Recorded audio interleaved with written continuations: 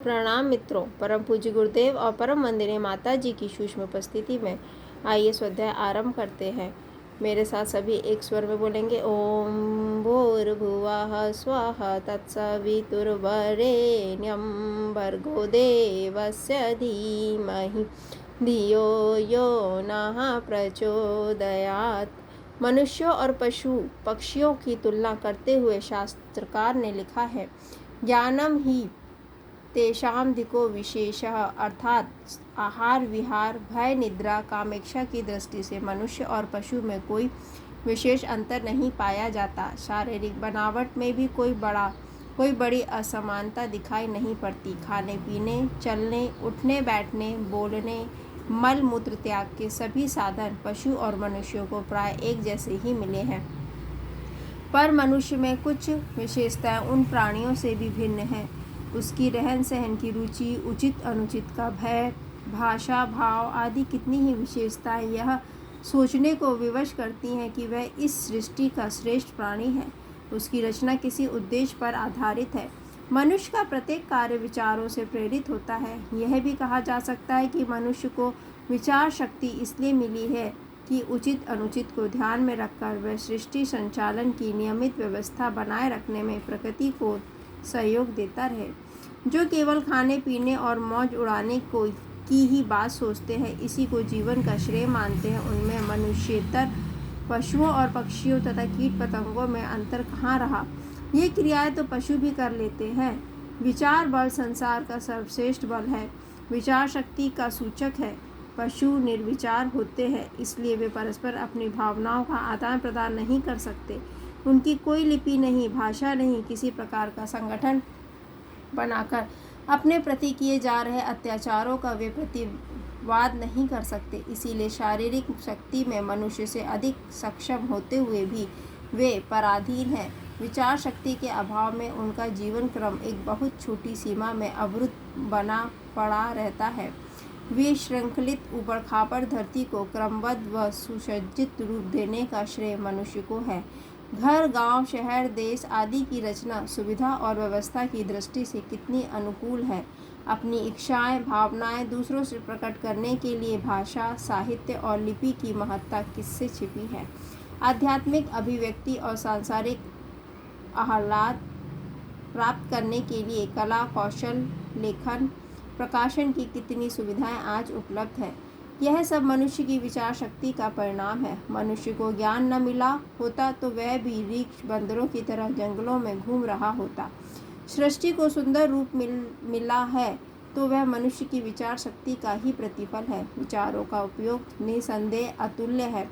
विचारों की विशिष्ट शक्ति का स्वामी होते हुए भी मनुष्य का जीवन निर्देश दिखाई दे तो इसे दुर्भाग्य ही कहा जाएगा। जिसके कार्यों में कोई न हो, विशिष्ट आधार न हो, उस जीवन को पशु जीवन कहें तो इसमें अतिशयोक्ति क्या है।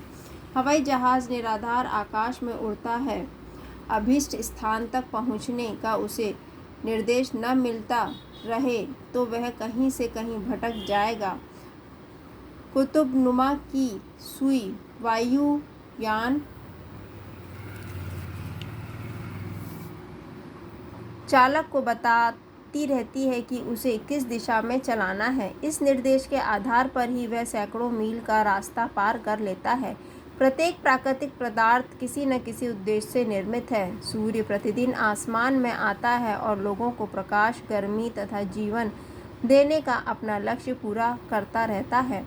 वृक्ष, वनस्पति, वायु, जल, समुद्र, नदियाँ सभी किसी न किसी लक्ष्य को लेकर चल रहे हैं। इस संसार में यह व्यवस्था तभी तक है जब तक प्रत्येक वस्तु, प्रत्येक पदार्थ अपनी अवस्था के अनुसार अपने कर्तव्य कर्म पर स्थिर है। मानव जीवन की महत्ता इस पर है कि हम वर्तमान साधनों का उपयोग अंतर्दर्शन या आत्मज्ञान प्राप्ति के लिए करें। उद्देश्य का मार्ग बहुधा किसी विशिष्ट दिशा की ओर ही होता है। प्रकृति जिस ओर ले जाना चाहे उधर ही चलते रहें तो इस प्राप्त शक्तियों की सार्थकता कहाँ रही। जैसा जीवन दूसरे प्राणी जीते हैं वैसा ही हम भी जिए तो विचारशीलता का महत्व क्या रहा। बुद्धि की सूक्ष्मता, आध्यात्मिक अनुभूतियाँ, विराट की कल्पना आदि ठीक वायुयान का मार्गदर्शन करने वाले कुतुबनुमा की सुई के समान है, जिससे मनुष्य चाहे तो अपना उद्देश्य पूरा करने का निर्देशन प्राप्त कर सकता है। उद्देश्य कभी श्रमहीन और मात्र सांसारिक नहीं हो सकते। जिन साधनों से यह लौकिक सहानुभूति मिलती है, वे केवल मानव जीवन की सरसता और श्रेष्ठता को कायम रखने के अतिरिक्त और कुछ अधिक नहीं होते। इन्हीं के पीछे पड़े रहें तो अपना वास्तविक लक्ष्य, जीवन लक्ष्य पूरा न हो सकेगा। यदि ये विचार बना लिया कि हमारा उद्देश्य जीवन मुक्ति है, तो अभी से इसकी पूर्ति में लग जाइए। एक बार लक्ष्य निर्धारित कर लेने के बाद अपनी संपूर्ण चेष्टाओं को उसमें जुटा दीजिए। अपने धैर्य से विचलित ना हों, जो राह पकड़ी है उस पर दृढ़तापूर्वक चलते रहें। तब देखें कि आप कितनी शीघ्रता से अपना जीवन लक्ष्य प्राप्त कर सकते हैं। धन्यवाद मित्रों।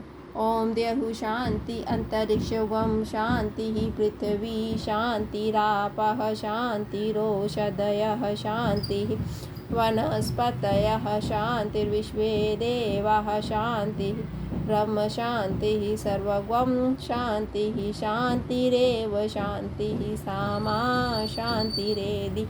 ओम शांति शांति शांति सर्वारिष्ट सुशांतिर्भवतु।